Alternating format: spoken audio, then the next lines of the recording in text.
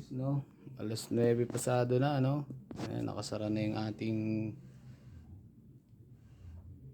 bahay. Kaya natin umakit sa taas. Kung maririg, ano na, 9:25. Pag nandito kayo, marinig nyo talaga yung ingay ng makina, no?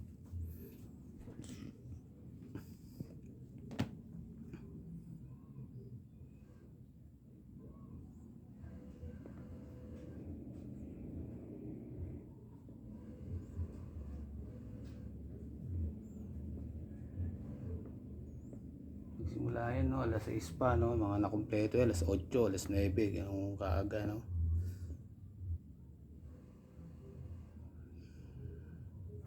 Pero sabi naman ng may-ari niyan, bobo nga daw ako. Natural, maingay daw yan.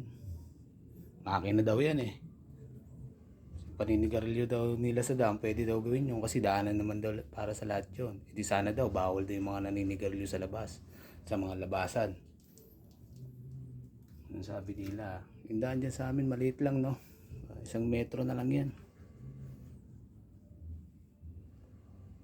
Hanggang natin, nandito tayo sa taas, pakinggan natin kung gaano kaingay yung makina. Lalo't ngayon, wala nang mga maingay sa paligid.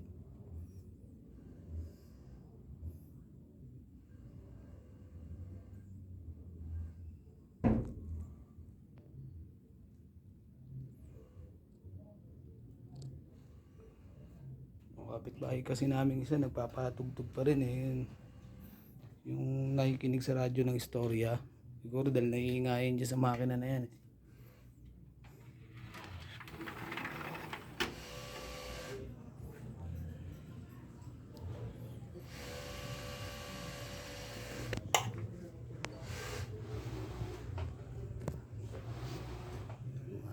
Ano pa gumagana dyan? 3.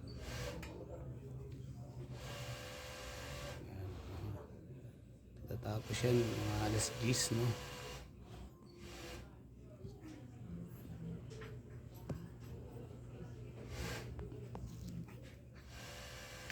Kung gaano kaingay yan, no? Sara natin yung bintana.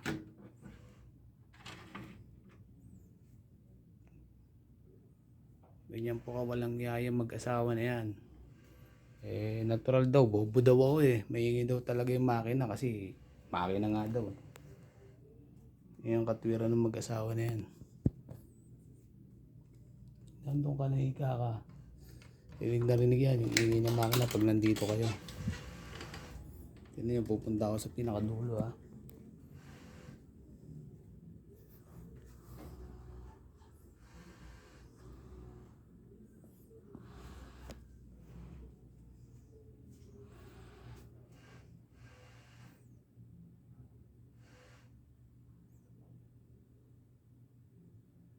Kaya yung kawawa yung asawa ko dito eh. Pagka ako nasa biyahe, yung asawa ko nandito, nakasara yan, pinto sa ano. Sobrang init dito, tinitiis ng asawa ko yun. Kasi nga sabang ingay talaga ng makina na yan. Siyempre kung sasabayan pa yan ng mga patugtog, hindi ka makakapanood ng maayos kasi nga nasasapawan ng ingay ng makina. Pero sabi nga nila, bobo daw ako eh. Maingay daw talaga yung makina daw yan eh.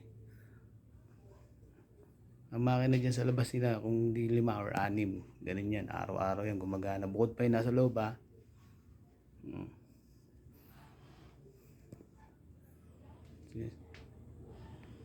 Sinasabi nilang hindi nagre-reklamo dito sa kabila. Mananahin nila yun eh. Maingay dyan, nagsisigaw dati dyan habang malakas na patugtog. Tapos ito naman, kapitbahay namin. Alam ko kung pare yung ano na yun eh. May isang mananahi dyan eh. Ano magre-reklamo yung mga yan.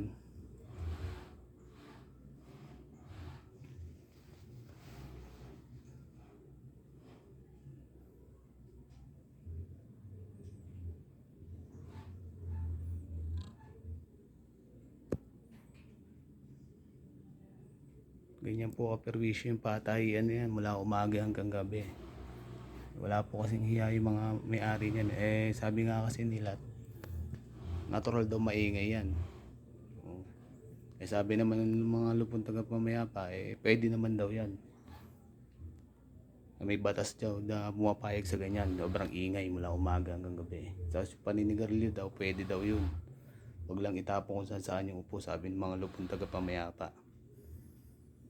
Na nagpakita nga ako ng mga nagsisigawan pa habang kumakanta. Malakas ng patugtog, sigawan, tapos maingay na makina. Sabi ng lupon secretariat, ano daw, anong oras daw nangyari? Sabi ko, umaga yung operation eh. Pwede daw yun, sabi ganun.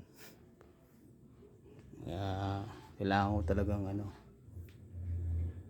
talagang gumawa ng paraan para matigil yan. Kasi sobrang kaperwisyo yan eh. Ano, anong oras na? 9:30 na, ano? Yan lang, gagamit na lang ulit tayo ng Irma para makatulog tayo.